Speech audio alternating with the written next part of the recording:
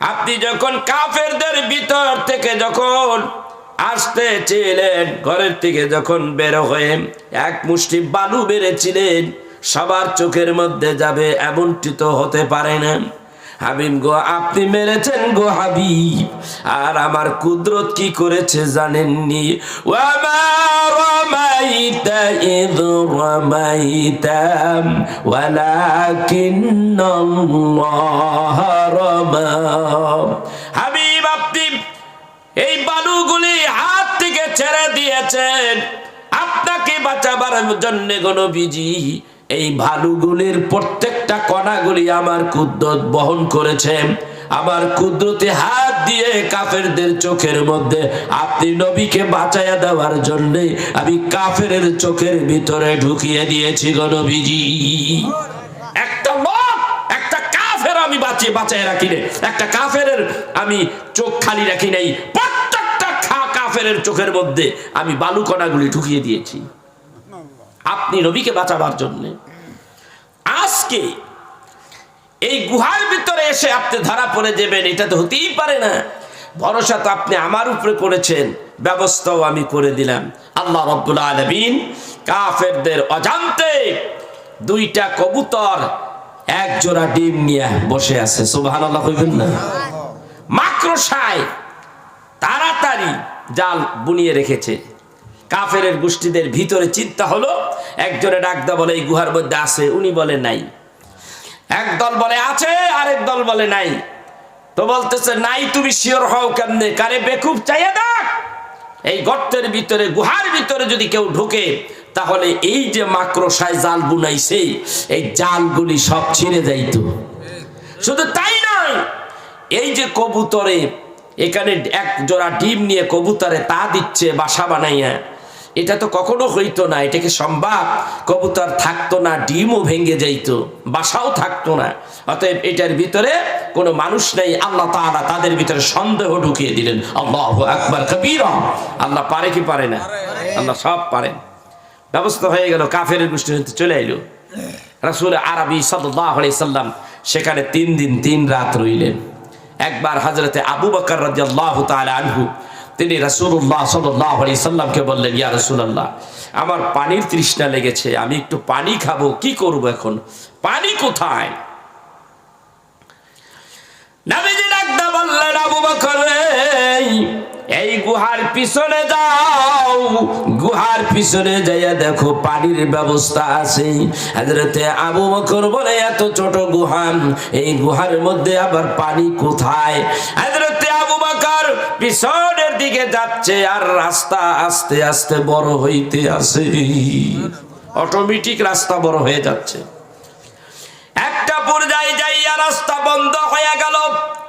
ওই রাস্তার মাথার মধ্যে একেবারে সমুদ্রটা লেগে আছে, সমুদ্রের পানি আর পানি। আবু বকর, পানি চাইছো রে আবু বকর, তুমি কত পানি চাও? কত পানি খাইবা? তুমি জলদি করে খাও। দ্বীনের জন্য, আল্লাহর হাবিবের জন্য এত মুহাব্বত, এত মেহনত করতেছো, আমি আল্লাহ রাব্বুল আলামিন তোমার জন্য কি একটু পানির ব্যবস্থা করতে পারি না? আমার হাবিবের জন্য যখন এত কষ্ট করতেছো, ঢোকার সময় আবার একটা ঘটনা ঘটে গেল।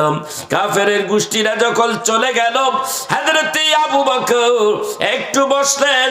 আল্লাহর হাবিব ক্লান্ত হইয়াও আল্লাহর হাবিবের মাথাটা আবু বকরের একেবারে রানের উপরে, উরুর উপরে দিয়া আল্লাহর হাবিব একটু তন্দ্রায় গেলেন, ঘুমিয়ে পড়লেন। সুবহানাল্লাহ কইবেন না? আল্লাহর হাবিব ঘুমিয়ে গেলেন। ইত্তফসরেই একটা সাপ বের হইয়া আবু বকরের পায়ের মধ্যে কাপড় লাগাইয়া দিছে। এর কারণ হলো আবু বকর গর্তের মধ্যে আমার রাসূলের আগে আবু বকর ঢুকছে। আল্লাহর হাবিবকে ডাকতে বলে, ইয়া রাসূলুল্লাহ, ইয়া হাবিবাল্লাহ, এই গর্তের মধ্যে আপনি আগে ঢুকবেন না আমি ঢুকবো? নবীজি গো, এই গর্তের মধ্যে সাপ বিচ্ছুর গর্ত থাকতে পারে গো নবীজি। এইটা পাহাড়িয়া অঞ্চল গো নবীজি, আমি তাই ভেতরে যাব, আগে ব্যবস্থা নেই গো। যদি আপনার একটা সাপে কামড় দেয় আপনি যাওয়ার পরে আমি আবু বকর বাঁচবো না গো নবী, বাঁচবো না। এরে আবু বকর, তুমি যদি ভিতরে ঢোকো আমাকে কামড় দেবে, তুমি বললা ওই সাপে যদি তোমারে কামড় দেয় কেমন হবে? ইয়া রাসূলুল্লাহ, ইয়া হাবিবাল্লাহ, আপনারে যদি কামড় দেয় তাতে আমার কিচ্ছু যাবে আসবে না গো নবীজি, আর কোন ইসলামের কোন লোকসান হবে না গো নবীজি। আমি জীবদ্দশায় আপনি নবীর গায়ে যদি বিষাক্ত সাপে কামড় দেয়, পাহাড়িয়া অঞ্চলের সাপগুলি যদি আপনারে কামড় দেয়, আমি আবু বকর বাঁচবো না গো নবী, বাঁচবো না। আমার জন্য ইসলামের কোনো ক্ষতি হবে না গো নবীজি। আবু বকর ভেতরে ঢুকলেন, সব গর্তগুলি বন্ধ করে দিলেন, একটা গর্ত বাকি ছিল আর বন্ধ করতে পারে নাই। ওই গর্তটার মধ্যে পা রাখিয়া পায়ের গোড়াটা দিয়া চাপ দিয়া রাখা আবু বকর বসে আছে। ওই উরোর উপরে আবু বকরের একখানা উবুর উপরে মাথা রাখিয়া আল্লাহর হাবিব ঘুমিয়ে আছে। ওই সময় ওই সাপটা হযরতে আবু বকরের পায়ের মধ্যে আঘাত মেরে দিয়েছে, কামড় মেরে দিয়েছে। আবু বকরের বিষের ক্রিয়ায় আবু বকর আবার রাসূলের ডাক দেয় না, শরীরটা নীল বর্ণের হয়ে গেল।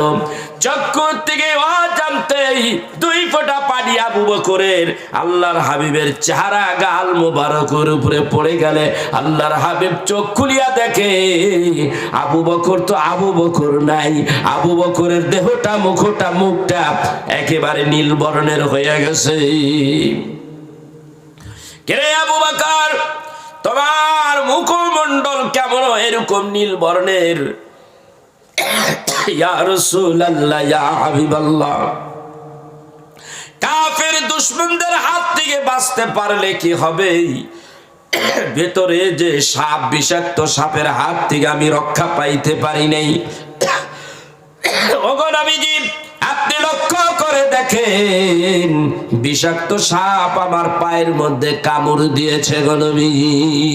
আল্লাহর হাবিব এক বর্ণনা এসেছে যে তুমি আজিজুল হক সাহেব তার বুখারী শরীফের ৫ম ভলিউমের মধ্যে লিখেছে, আল্লাহর হাবিব বলতেছে, হে সাপ, তুমি আমার আবু বকর, আমার সঙ্গী সাথী, হিজরতের সাথীকে তুমি কামড় দিলে কেন?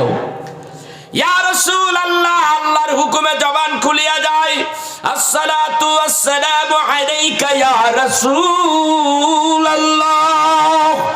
আসসালাতু আসসালামু আলাইকা ইয়া হাবিবাল্লাহ, আসসালাতু আসসালামু আলাইকা ইয়া শাফিয়াল মাজনাবিন, আসসালাতু ওয়াসসালামু আলাইকা ইয়া রাহমাতাল লিল আলামিন। নবীজি গো, আমি আবু বকরকে কামড় দিয়েছি। আপনি যখন এইটার ভিতরে ঢুকেছেন তখন মেশক আম্বিরের এমন ঘেরানো হয়ে গেল, আমি পাগল পারা হয়ে গেছি নবী গো।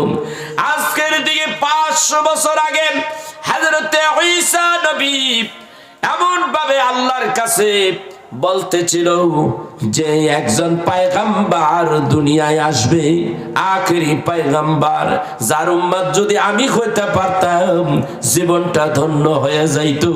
যেই নবীরে দেখলে দোজখের আগুন হারাম। ওই পথ দিয়া আমি সাপ যাইতেছিলাম। ওই সময় আল্লাহকে বললাম, আল্লাহ আমার জবানটা খুলিয়া দাও। আমার জবানটা আল্লাহ খুলিয়া দিলেন। আমি ঈসা নবীকে ডাকদা বললাম, ঈসা নবী গো, আপনি আল্লাহর কাছে বলেন আল্লাহ যেন আমার জন্য দোজখের আগুনটা হারাম করে দেয়। আমি যেন ওই পয়গম্বরের দর্শন না হওয়া পর্যন্ত আমি সাপটার মৃত্যু যেন না হয়। আপনি আল্লাহর কাছে দোয়া করেন। পয়গম্বর ঈসা আলাইহিস সালাতু ওয়াস সালাম আল্লাহর কাছে দোয়া করলেন, আল্লাহ এই সাপটা ওই পর্যন্ত তুমি হায়াত বাড়াইয়া দাও, আল্লাহর হাবিবকে না দেখা পর্যন্ত মরণ দিও না। ঈসা নবীকে এইবার বললেন, ও আল্লাহর পয়গম্বর, ওই নবীকে আমি কোথায় গেলে পাবো? আল্লাহর হাবিব কোথায় গেলে হাবিবের দর্শন পাবো? বলে বহু দূর।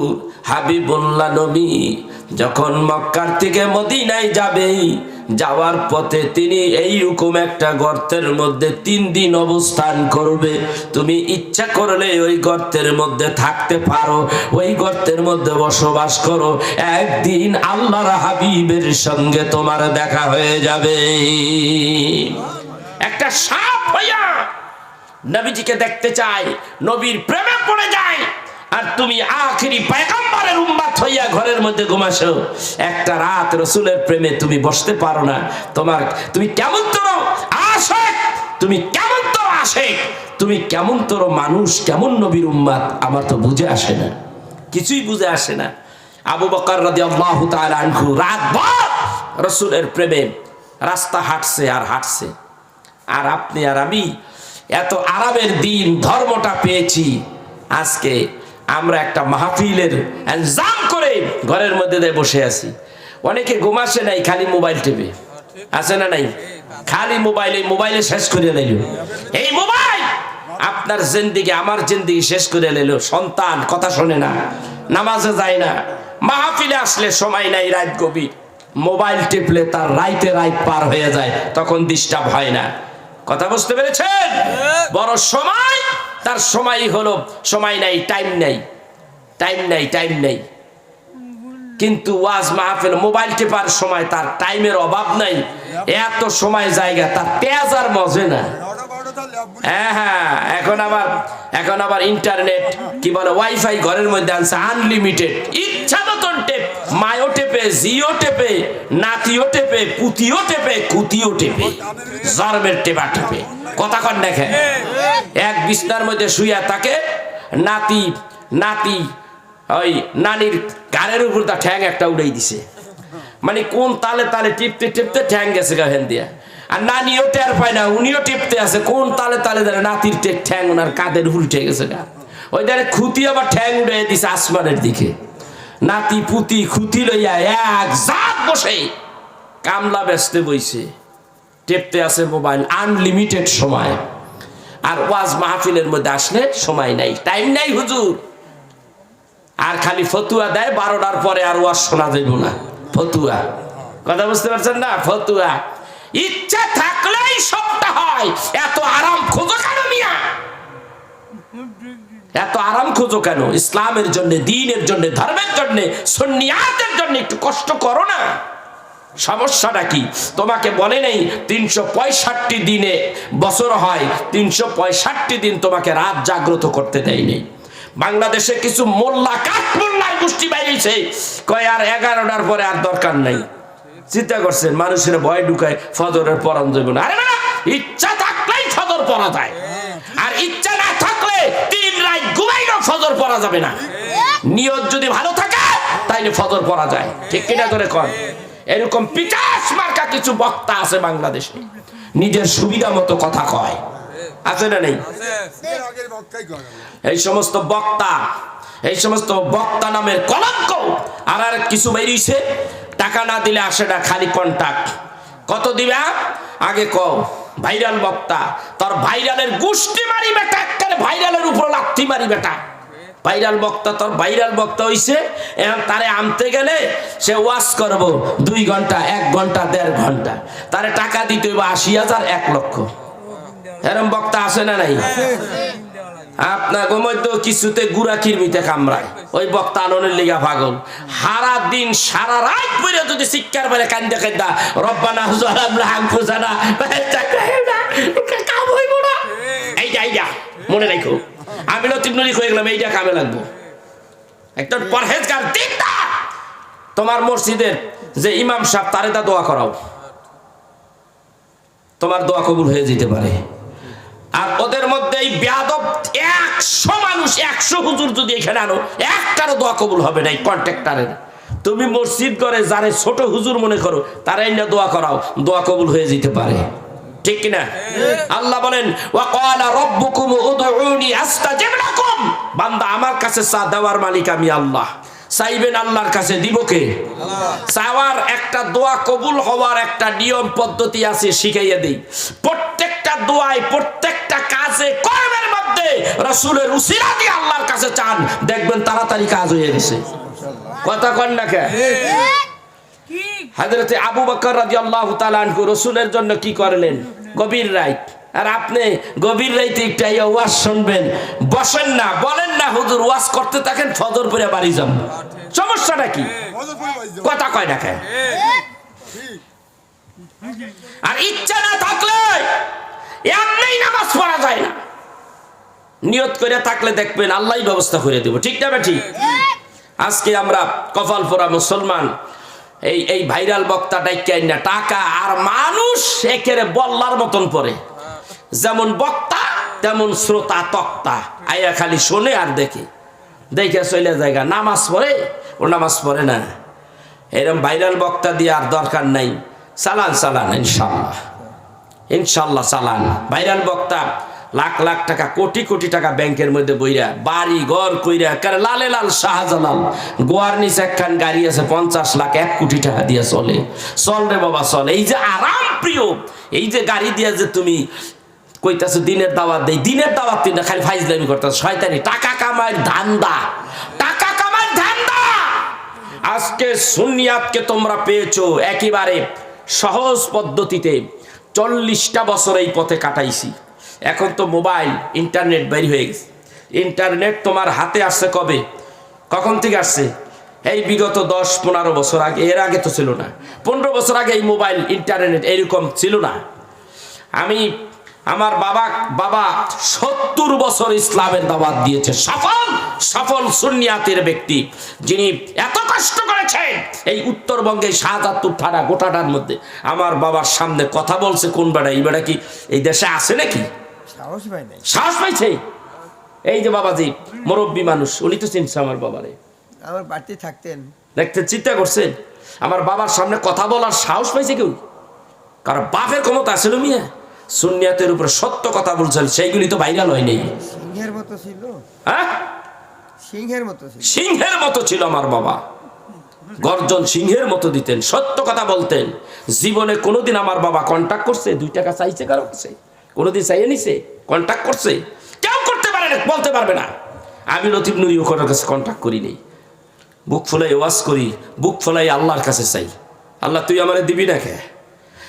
আমার চাওয়ার মধ্যে তো কোনোই নেই।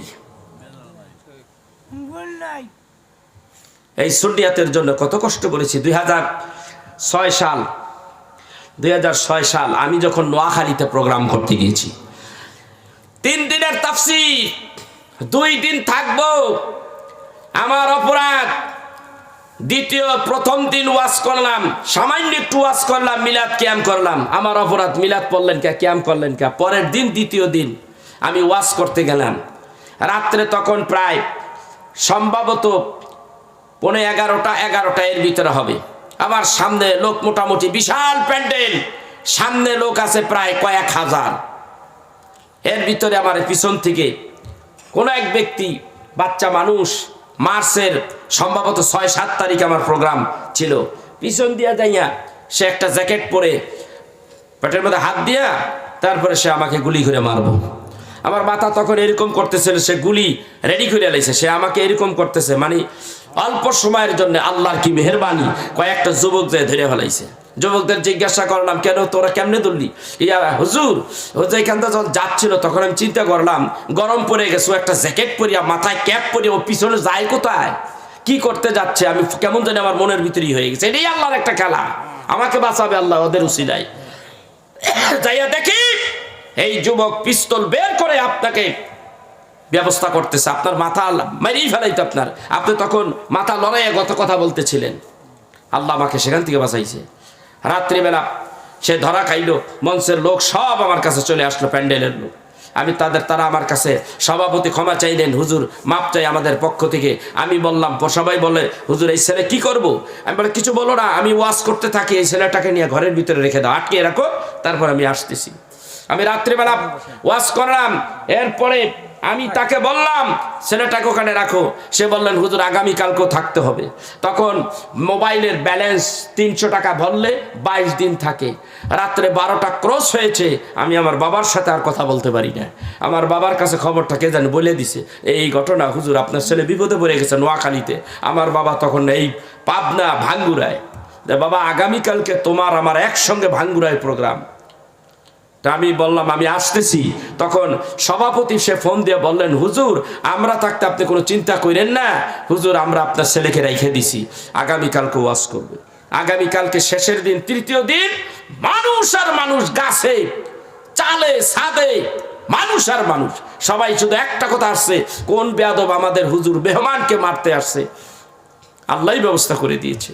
শুধু এটাই নয়, আমার অপরাধ ছিল সেই দিন আমি রসুলকে দাঁড়াইয়া সালাম দিলাম কেন, এইটাই আমার অপরাধ। আল্লাহ জনপ্রিয়তা এত বাড়াইয়া দিল নোয়াখালীর জমিনে। আমি যেই কয় বছর ওয়াজ করলাম, মানুষ আর মানুষ। শুধু এইটাই না, আমি ব্রাহ্মণবাড়িয়া নবীনগর থানায় একটা প্রোগ্রাম করতে গিয়েছি, সেইখানে আমি ওয়াজ করলাম ভালোই, সবাই আমার চাটা ডাইল্লা ডুল্লা দিতেছে, ওই পক্ষের মানুষ, আদর যত্ন ভালোই। যখন আমি রসুলকে কিয়াম করলাম, নবীরে সালাম দিলাম, তখনই তাদের আগুন জ্বলে গেল। রাত্রিবেলা আমাকে ঘরের ভিতরে ঘুমাসতে দেয়নি, এত টর্চিং করতে চেয়েছিল। পরে যেই বাড়ির মালিক যেখানে আমাকে রাখছে সে আইসা সেটার শেল্টারিং দিলেন। অবস্থা ভয়াবহ রূপ ধারণ করলো। ফজরের আজানের আগে বলে হুজুর আর দেরি করবেন না, আমি আপনার এই পথ দিয়ে চলে যান, আমার যাইতে হবে কাছাকাছি, আমি এখানে নরসন্দী দিয়ে ঢাকা আসবো। আমার উল্টা ঘুরে যাইতে হলো সেই আপনার কোথায়, সেই কোম্পানিগঞ্জ দিয়া একেবারে আমার কুমিল্লায় চলে যাইতে হয়েছে। সেইখান থেকে আমি তারপর ঢাকা পথে গেছি। এই রাত শীতের মধ্যে আমি চলে গেছি কোথায়, সেই ভাইরাল, আজকে ভাইরাল হইছো মিয়া, কি সইলে ভাইরাল হয়ে যাও গা। এই যে বাতিয়া, চেনেননি বাতিয়া? এই বাতিয়া কোথায়? এই যে শক্তিপুর, ওই যে শাহাদাতপুর বিসিক দিয়ে আইগিয়ে গেল এর ভিতরে পূর্ব দিকে, জায়গার নাম বাতিয়া। 2008 সাল 8ই জানুয়ারি, সেই দিন আমার ছোট ছেলের জন্ম। আমার মনে আছে আমি ওয়াজ করেছি, আমার আব্বা হুজুর কেবলা ওয়াজ করতেছে, আমি মাদ্রাসার মধ্যে শুয়ে রয়েছি, ঘুমের চোখের মধ্যে আয়ে দেখি 2 ছেলে আমার পাও ধরে নিয়েছে, টাইট করে ধরে নিয়েছে, আর 2টা আমার আর মাথা ঠাসাদা ধরে রাখছে। সে ভিতর থেকে খঞ্জর বের করে আমার পায়ের রক কেটে দিতেছে, আমি পাও ধরে টান দিছি, পোজ দিয়ে ফেলাইছে, পাও ধরে টান মারছি পরে আমার আর করতে পারে নাই। তখন অনেক জাতাজাতি হয়েছে, আল্লাহর কি মেহেরবানি, ঘরের ভিতরে ওই দিকটা তারা বন্ধ করে দিছে। 2-3 ছেলে আইসা কি কারণে জানি তারা মাদ্রাসায় আসছে, দরজা ধাক্কাইতে দরজা খুলেই ফেলাইছে, ওরা উঠে দিছে দূর। আমি ওখান থেকে বের হয়ে, আব্বা ওয়াজ করতেছিলেন, আমি সেখানে যাই বললাম আব্বা আমার 2 মিনিট কথা বলতে দেন, আমার বিপদ। আব্বা মাইক ছেড়ে দিলেন, আমি দাঁড়াইয়ে কথা বললাম যে আমি আপনাদের দেশের মেহমান, আমি এখানে এসেছি, ওয়াজ করেছি, আমার কি অপরাধ? আমি শুধু বলেছি রসুল হাজির ও নাজির, লিআন্না রুহান নবী সাল্লাল্লাহু আলাইহি সাল্লাম হাজির ও বুয়ুতি আহলিল ইসলাম। রাসূল আরবি সাল্লাল্লাহু আলাইহি সাল্লাম প্রত্যেকটা উম্মতের বাড়িতে সে হাজির ও নাজির। সুবহানাল্লাহ বলেন। এরকম দলিল আমার কাছে অনেক আছে, অনেক কথা হলো, সেখানে আমি কথা বলে মানুষ সবচেয়ে গেল গা, খেপে গেল, ধর। আমি বললাম থামেন, ওরা চলে গেছে। আব্বা হুজুর কাবলা মাহফিলে অনেক কথা বললেন, বলার পরে মাহফিল শেষ করে এসে ঘরে খাইতে বসলেন। রাত্র তখন প্রায় 1টা। সভাপতিকে বললেন আপনি এই কাজ করেছেন মিয়া। আল্লাহর ওলির বিচক্ষণতা, চোখ দেখছেননি তার আধ্যাত্মিক চোখ, একেবারে আপনি করেছেন, একেবারে এইভাবে মিয়া আপনি করেছেন, এটা আপনি করেছেন। আমি আলাউদ্দিন নুরি, আমি নিজে থাকি, আপনি করেছেন এটা। আমি আশ্চর্য হয়ে গেলাম। শেষ পর্যন্ত সে স্বীকার করেছে যে আমি ওদেরকে বলি নাই এইভাবে তার পায়ে আঘাত করো, আমি তাদেরকে বলছি অন্য কায়দায় করতে, চিন্তা করতে। সে স্বীকার করে ফেলাইলো। আমার কাছে জিক্রে জামিল কিতাব ছিল, আমি খুইলে তারে বললাম যে হুজুর আপনাদের কাজটা করাইলেন, কাজ তো হয়েই গেছিল গা, আল্লাহর কি মেহরবানি, তো পকেটে ফেলাইছিল আমার, আপনি যে কাজটা করলেন। তাহলে এই যে হাজির ও নাজির রসুল, আমি এই বিষয়টা কোনো একটা কথা প্রসঙ্গে কথাটা তুলে ধরেছি, রসুলের শান মানে এই যে আপনি এখানে দেখেন তো, এই ইবারত কোনো আরবি জের জবর নাই, ওনার ইবারত পড়তে দিলাম, আপনি একটু পড়েন তো দেখি ইবারতটা এখানে কি বলেছে। ইয়া আইয়ুহান নাবিয়্যু ইন্না আরসালনাকা শাহিদান ওয়া মুবাশশিরান ওয়া নাযীরা ওয়া দাঈয়ান ইলাল্লাহি বিইজনিহি ওয়া সিরাজাম মুনীরা। সূরা আহজাবের এই আয়াতে কারিমার ব্যাখ্যা করতে দেয়া বিভিন্ন তাফসীরের যে হাওলাগুলি এখানে এনেছেন, কিতাবের মধ্যে এনেছেন, আমার কাছে সব আছে, আপনি একটু পড়েন। কয় আমি পড়তে জানি না। পরে আব্বাই বলল বল হারাই না, বলবি হইছো তুমি, কোথায় লেখাপড়া করেছো? বেয়াদব মুলবি, কে তোমাকে সভাপতি বানিয়েছে? বাংলা কাপ থেকে আমার সামনে থেকে সরে দাও, তাহলে আমার মাথা খুন চেপে গেছে। আমার সন্তান কলিজার টুকরা, আমি একদিন থাকবো না, আমার হাল ধরবে আমার এই সন্তান। আমার বাবার কলিজায় লেগেছে সেই দিন, তাই হয়েছে। বেয়াদব সেখান থেকে বের করে দিয়েছে আব্বা। এই সুন্নিয়াতের জন্য এত কষ্ট করেছি, আজকে সেই সুন্নিয়াত কিছু একটা আমার মনে হয় বায়ু বাইরে হলে এইটাও বাইরে লয়ে যায়, বাইরে লয়ে মাশাআল্লাহ। এখানে হুজুররা বড় হুজুরে টাকা 1 লাখ না দিলে আমু না, সুন্নিয়াতের খেদমত হইতেছে না ভাই। এই জন্য টাকা চাও, জন্মের চাওয়া, এই জন্যই তো খুদ আসে না। আপনি বলবেন হুজুর এটা কেমনে, আমি বলি আজকের এই মাহফিলে আমার ভাই ইনসাফ ভাই, এটা আগে